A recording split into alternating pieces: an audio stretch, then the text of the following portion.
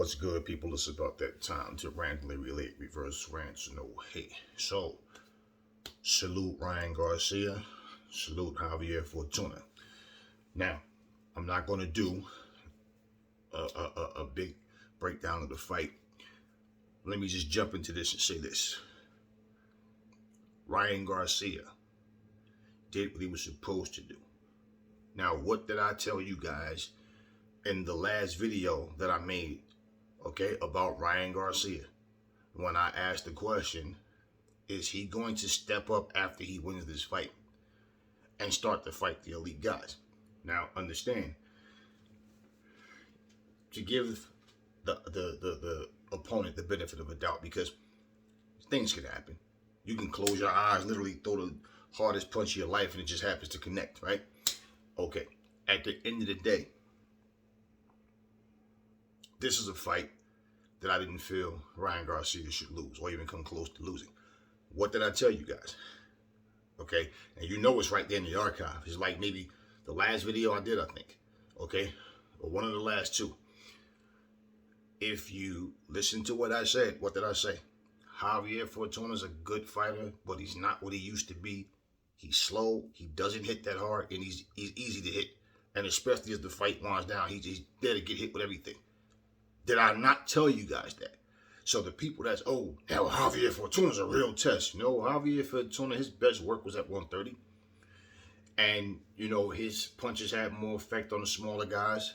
And coming up in weight, we've seen him against Jojo Diaz. We saw the fights he lost. We've seen him get dropped. That's why the thumbnail I use is a picture of him getting up off the canvas. You understand what I'm saying? It was for a reason. It wasn't because I just wanted to be a wise ass or something in that sense. No, it's for a reason. As I stated, Ryan Garcia's words was Jojo Diaz is a shit fighter, but Jojo Diaz beat Javier Fortuna. So why go after the guy that lost? You understand? It's a strategy in that. So here we go with Javier Fortuna. His name does have respect on it. So after I beat him, this has shut people up for a little while. Now, Ryan Garcia, what we saw was a combination of two things. One, Ryan Garcia is a good fighter.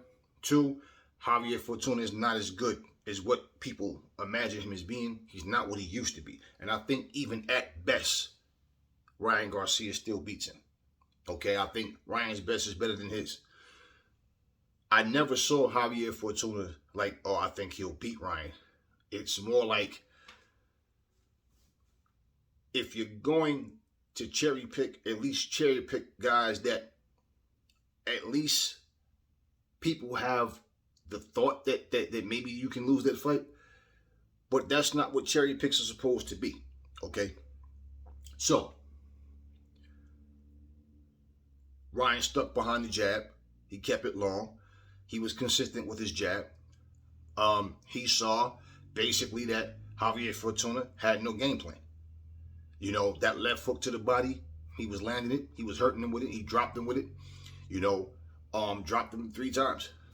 At the end of the day, when he finished him with the 3-piece, it's like, look, you saw in that fight, even if you thought Javier Fortuna was an elite fighter at one point, he's not now. So what ends up happening is that, and it doesn't matter if he goes back to 130, he's still, there's guys that'll beat him there now. You understand? Even when Javier Fortuna was turning some heads, he still, to me, there was guys that I felt was better than Javier Fortuna. But he is a good fighter. He's not what he was. And you can't have a plan B if you don't have a plan A. I saw comments where people were saying, oh, this was the exact same fight as Raleigh versus Tank, but with a different result. No, that is crap. No. Tank was baiting him in, letting him use his ego. All Raleigh talked about was power, power, power. I hit way harder than this guy. I hit way harder than that guy. Tank gets hit every fight. He gets hit. And when I hit him, this is going to happen. Bet your house, bet all your money. I'm betting on myself. You know all that nonsense. And what did Tank tell him at the very first press conference before the fight was canceled and rescheduled? He said, all you learn is power, man. That's it. So he knows. Even though, yeah, this is the smartest we've seen Raleigh fight, you know, up until he got knocked out. But at the same time, Tank knows And look, from the very first round, every punch he's throwing is to try to knock Tank out. Okay, keep on throwing him, keep on throwing him. Tank went in the corner and said, yeah, he's strong, he's strong. So, yeah, okay, let him wind down some. He's not going to hit as hard by the mid-rounds. And you know what? Tank was baiting men. I'm going to stay on my toes. Remember, Riley's cornerman is yelling at him, yo, you scared, you scared. He tell him, shut your bitch ass up, right? And he's, on the back foot, counter, make him miss, make him pay, move. I'm not going to exchange with him right now. He's thinking. And what happens? When he threw his shot and knocked out Riley, he slipped the shot and threw at the same time. He saw the shot. He's setting him up. I'm going to use his momentum against him. Look at the results. I think only 2 or 3 of Tank fights ever went the distance, right? So Tank does this all the time. He gets the knockout. So damn, so you know, it's no lucky punch. That's what Riley wants you to think. All happened was he caught me. That's all that needed to happen. Even when Riley was walking to the back, remember he didn't even do an interview, the post-fight interview. He's walking, put his arm. Remember he was wobbling down the stairs, but his leg still wasn't even there. So all that, they should have let it go or whatever. No, that was not the same thing. Okay, Tank is a thinker, and he got the knockout. He used what Riley was doing, and he used it against him. He took it and used it against him. This was not close to the same thing. Javier Fortuna did not know how to get past Ryan's jab. What was the head movement? Huh? What was the head movement? Where's the catch and shoot? Where's the let me come on, get out, boom, let me go to the body? Where was any of that at? It wasn't there. Right? He's on the outside, throwing a little bullshit jab here and there, throw one shot at a time. It was nothing. He was trying to find something. He couldn't get anything going. He couldn't establish a rhythm. He couldn't figure out nothing. He's on the outside trying to stay safe. He had no intentions on, okay, let me mix it up. Let me get in there and start. No. Where's the body attack at? Your hands, only he wasted so much time after he got dropping his hands and all this, telling him to come on and trying to show he wasn't scared. He had no game plan. Trying to show you got heart that you're not scared. That's not going to win you the fight. And that's all he was basically doing. So once it got to the point where you saw the jab from the very first round, and you saw this guy, the shorter guy, who's not having any success on the outside, scared to come on the inside because he was scared of getting caught. And that's why every time he did try to throw something, when he tried to, throw a quick sneaky shot, it was just one shot at a time. No combinations, nothing. So you need to throw combinations. You need to get to the body. You need to get in, work the body. You in there. You right? Where's the high guard? You're a short guy. And Ryan is landing body shots on the shorter guy. So even for you to even crouch a little to where you're coming in, side to side, moving your head, he was doing that from the outside when Ryan wasn't ready to engage. Trying to move his head just a little bit. Look, but where was okay, I'm coming in. I'm ready to pick your shots. Where was any of that? You didn't see anything. So it goes to show you guys were overrating Javier Fortuna. And my thing is, it's a good win. Okay, Ryan did the damn thing. Now, do I think Javier Fortuna is better than Luke Campbell? No, I don't. And neither one of them is considered elite fighters. They're under that, trying to get to that. Well, not Luke anymore, but and Javi, they never reached that. Okay, so now the 2 biggest names on your resume is Luke Campbell and Javier Fortuna. At the end of that fight, well, if you saw Ellie Setback's, interview, he mentioned to him, Tank already accepted the fight. And what did he do? Oh, really? And immediately walked away. They didn't talk about it. They didn't elaborate on it. Now, Tank tweeted, see y'all at the end of the year. We can take that as if he's saying, yeah, the fight's on with Ryan. I don't care about what they say. I'm not, no. Let's see how this goes. Because we know how in boxing, people talk, they say one thing, and then it doesn't happen. Now, one thing you got to understand about Ryan Garcia. Ryan Garcia has endorsements. He's making millions of dollars. He got the Gatorade. He got his, he's making commercials and doing shit, modeling. So he has money without boxing. He's comfortable as fuck. So that might have him going, you know what? I don't want to blow that. I'm making big money without even having a fight. And I keep telling you guys, man, these guys have different outlets. They're making money without even taking the dangerous fights. So now, if he goes in there and gets destroyed, he loses that. So now I have to fight harder. Now I have to go in here and do what everybody was expecting and wanting to see me do. I have to fight the top guys. Look, like I always say, it doesn't matter who you think is going to win. The fact is somebody has to win. Okay? The difference in a guy getting knocked out, getting caught with a shot and getting knocked out, as we saw Hearns do to Duran. You know, we saw Lennox Lewis get knocked out by Hakeem Rahman. Shit happens. But you correct, even if some fighters can correct their wrongs in the same fight. Some fighters got to take the L, then come back and do better. Either way, it's still different levels of greatness. And the fact is, you're able to do it. Well, let's just be honest, okay? After watching him beat Fortuna, nothing I saw him do makes me think that he'll beat Tank. I think Tank knocks Ryan Garcia out. In fact, to be honest with you, Rolly Romero is careless. But if Rolly Romero can keep his shit together and fight discipline and not be so damn aggressive with every shot, I think Rolly would knock Ryan Garcia out. Simply because Ryan is there to be hit. You ever notice, for example, when Ryan does his jab, he does that little switch, he comes in, where's his hands?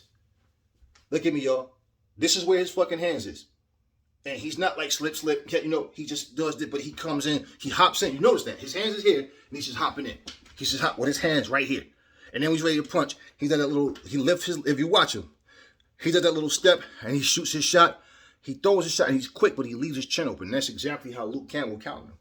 And he was doing the same thing against Fortuna. Fortuna just couldn't make him pay for it. Just watch the fight. So those flaws that cause you to get knocked on your ass, get hit with certain shots, you and not being able to like improve in those areas. When you see them, they keep doing it. This is the thing, and I don't think now fanboys that like Ryan Garcia that wanted to beat Tank, they're going, yeah, he'll beat Tank. Boxing fans in general, just observers like myself, that I don't think a lot of people really think he's going to beat Tank. And that's what we want to see the fight for, to see who's going to win, who's the better fighter. That's what we want to see. So at the end of the day, he did, and this is not about taking credit from anybody. You know, like I said, I start off the video saluting these guys. If I was going to take credit, I would take it. But what I'm saying is, I'm just being honest about what he did. Great, you got the win. And the most impressive thing about the win was he did it the way he was supposed to. He got him out of there in 6 rounds. He shouldn't have been there all night with him, okay? But the way Javier fought, he showed you, I'm not an elite fighter. I'm good. I was never great. I was never really good. I was just good.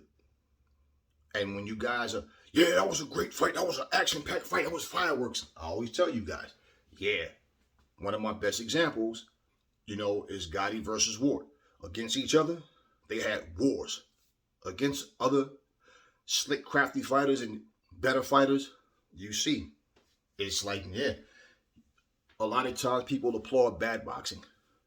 So it's like 1 minute, on one hand, you're entertained because there's blood everywhere. These guys are just constantly swinging. But on the other hand, it's like, yeah, but that's just sloppy fighting. So when I watched what I saw last night, I just said, you know what? It was one-sided. And, Ryan is on a high right now. Because a lot of people they really rate Javier Fortuna much higher than what he actually is. Now you see that, and like I said, so you got to be real, okay? Ryan got the job done. So now this is water under the bridge. He got Fortuna out the way. What's next? Don't pick Isaac Pitbull Cruz or Jojo Diaz if Haney's available, if Tank is available. Don't pick those guys unless you can't get those fights. If Lomachenko's not available, if George Kambosos is not available, and George Kambosos, as of now, I spoke about this when we're hearing, Devin Haney saying, well, he don't know if George Kambosos is next. And George is the one who put that stipulation in there that it was going to be 2 fights with him and both had to be in Australia. Now, for Devin to say he doesn't know, that means George must be going, we're not sure yet. Give me a minute, whatever. But Devin Haney said he's fighting in October. He just doesn't know who yet, but he's fighting in October. So at the end of the day, fighters want to keep busy. Cool. And that's what I feel. And that's why I'm saying what I'm saying. Because I don't feel like Ryan or nobody should have to put their career on hold to wait for somebody else. But if you can't get the elite guys first, and that's what you're trying to make happen, and you want to stay busy, cool. Then you keep busy. But don't get in there with some meatball. And that shows you're trying to, well, I'm not as brave as I pretend to be, so let me fight some meatball where it's like more than likely a 99% chance I'm going to win, this fight. So, if you can't get a fight with one of those elite guys next, fine, by all means. Go after a Jojo Diaz or Isaac Pitbull Cruz or whatever, a top guy. Don't fight somebody that is a weak fighter, but this person has been in a firework fight because he's a bad boxer. He doesn't really have the skill. That's why he gets dropped, get up. He drops a guy, and it's like, oh, this guy's been in wars. The Andre Bertos of the world, who guys were once skilled at one time and just got to the point where everything was just power with them and no defense, no real chin, all this kind of shit. That's what we don't want. Because that's the worst thing. You just came back, you took care of Javier. Don't go a step backwards. You got to keep going forward. And that's what elite fighters do. That's why they're legal elite. Every fighter that's good is not elite. So this is where it's different. It's a difference. So if you're an elite fighter, you're not fighting meatballs. You're fighting. And look, you got to take what fights are available to you. At times, it happens. We get it. But that shouldn't be your first choice.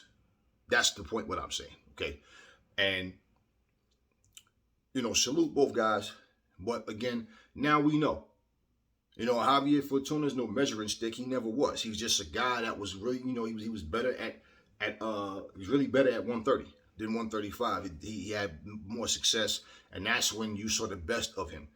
That's no longer the case with Fortuna. And I believe everybody who was attached to reality understands, he's not what we thought he was. He was better at one point. But again, I even think at his best, Ryan still would beat him. Now, we see what things go from here. Hopefully, him and Tank does get in there and make it happen. But what I'm telling you guys, outside of boxing, what Ryan is attached to, making big money from, it's a concern there. It's a concern there. And you know why I brought up about the Ellie Setback interview? At the end of a Tank Davis fight or a Devin Haney fight, Ryan Garcia, even when he was supposedly had his mental health issues, always had something to say. I would have knocked you out. I would have did this to you. That was a shit performance. You struggled with this bum. Blah, blah, blah. Ellie Setback tells him Tank Davis accepted the challenge. Oh, he did? And just walked away. Why not look into that camera and say, okay, you accepted it, Tank? So make sure you don't back out this fight. Make sure. So everybody knows it's not me, that it's you, right? Because I'm in. I'm ready. I want you next. What? Nothing. He just and walked away. Now people could say, yeah, maybe he didn't want to feed into it, because maybe the fight won't happen. Maybe it's Tank's fault. No, he wouldn't even clapped. He would have just said, well, we'll see. Hopefully, we'll see. Or something like that. He just, and then he walked away. Okay? He didn't even want to get into that conversation. So don't be shocked if Ryan ends up fighting someone else. Because he has a lot to lose. And people got to understand. It's like you working 2 jobs and you say, man, if I land this job, I won't have to work 2 jobs anymore because I'll be making way more money and enough where I don't have to. And then you get that other job. Then all of a sudden you're thinking, damn, but this is a whole extra check I'm going to be missing. Then you're killing yourself working 16 hours until finally you realize either you physically can't do it anymore or you realize it's just like not worth it. Something to the point maybe, you're not having quality time with your family. It's always something at stake that you have a big decision to make. And when you're making millions of dollars from endorsements, You're not getting punched in the face to do that, or the ribs, anything. That's why he needs to humble himself and stop talking so much shit, because to talk all that shit, I done did this to you, I done did that to you, and then walking away from mandatories, then claiming to be sick, mental health issues, but we see him at fights, sitting up there, right? Looking in the camera and all. That's not what people with mental health issues do. You know, so at the end of the day, you know, you got people that can't eat. They can't pay their bills. They're broke. They're poor. That's somebody who I can understand really going through things. You know, money doesn't buy happiness, no. But I guarantee you they'd be willing to trade places. And that's somebody who has real issues, man.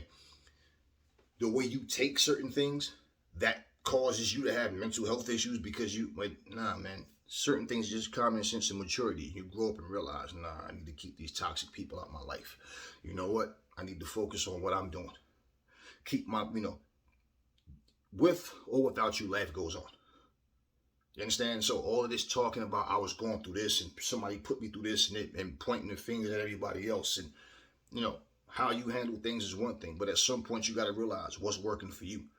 And the same way you make a conscious decision to sign contracts, to have endorsements, to make all this money outside of boxing, you got to have the common sense to know, man, well, you know what? I need to keep people away from me that's causing issues in my life. Simple.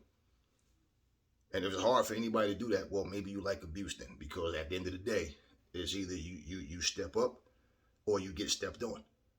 And I think any mature-minded person would understand that. So I don't necessarily know that that's going to be the next fight. So we'll see. That's all we can do. That's all we can do. Anyway, that's all I got for y'all. Let me know what y'all think in the comment section. Never fall in love with lies. Remember, the truth brings hate out of people. And I will catch y'all on the next video.